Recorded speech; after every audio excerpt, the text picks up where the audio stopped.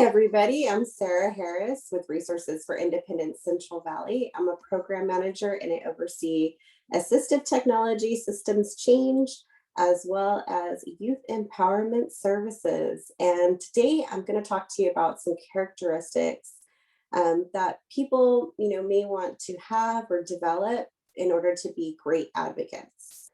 All right, let's get started. The first one is resilience. And what resilience is we don't want to take things personally. It's the DTIP method. DTIP, don't take it personal.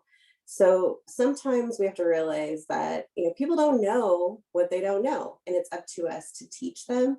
And sometimes it's going to take 2 or 3 times about talking about it and working with them. So it's good to be resilient. The next one is perseverance. So perseverance is to keep at it. If at first you don't succeed, try and try again. And if it doesn't work out with the first person that you go to, maybe you have something going on with one of your teachers at school, and you go to the teacher and you talk to them, and it's still just not resolved. Maybe you need to take it up a notch and go to your principal. Just don't give up. A lot of people do, and it ends up in not a good situation. So have some perseverance. The next one is respect. All right, we all hear about respect. That song, RESPECT. Respect is so important. If we go in all crazy and yelling and being mean, guess what? People aren't going to listen to us. They are going to think that we are just complainers and that we don't really know what we're talking about. But if we walk into a situation, whether it's a face-to-face, if it's writing an email or a letter and talking about something that's important to us, something that we would like to see resolved or changed in a calm, respectful manner, people will listen. So always, always have respect. The next one up is have a collaborative style. Oh, collaborative style, what does that mean?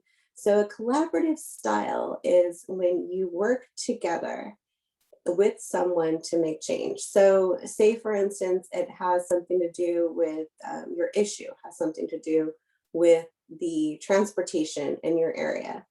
If you go and you work with the people who are in charge of transportation in order to find a solution to what's going on, guess what? It's a win for both sides. It's a win for you because the solution has happened, and it's a win for them because they've learned more about what works best for folks.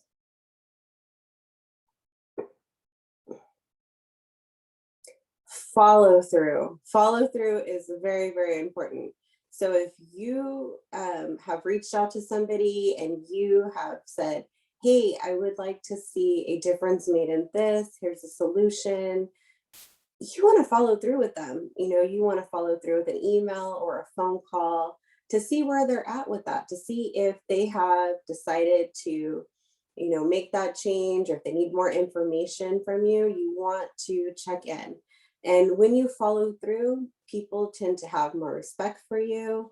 They tend to listen more often to you, as well as it'll remind them that you're there to be reached out to just in case something comes up.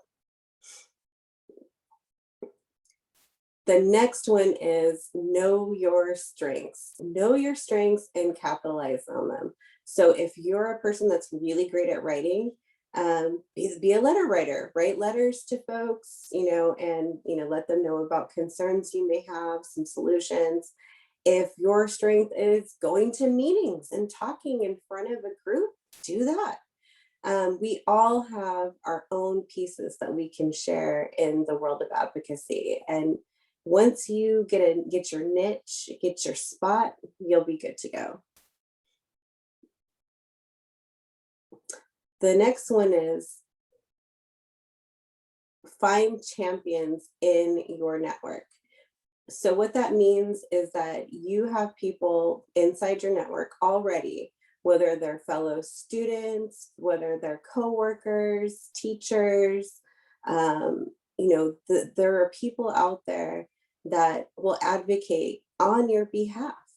There are people that'll get together and stand next to you, help you do the research, help you do the legwork, and they'll be right there, right alongside of you, and so find those champions within your circle that can help you.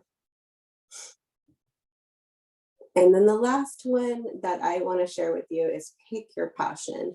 There are so many things out there that we can all advocate for, but if you pick one or two things that you feel very strongly about and you know a lot about to be your passion, to be your spot that you go to, that is really where you're going to make the difference. There are, again, like I said, so many different things. There's transportation, there's medical, there's education, so forth and so forth, employment, everything. So if you pick your passion, you're going to be in a good spot. And overall, the big thing to remember is you really want to make sure that you find a mentor along the way, a peer that can work with you, someone who has been a part of advocacy work in the past. If you reach out to a person that has had a similar issue that you're having, they'll really be there to help you along the way. And that's the end of some characteristics and some tips to think about when being a good advocate. Thank you.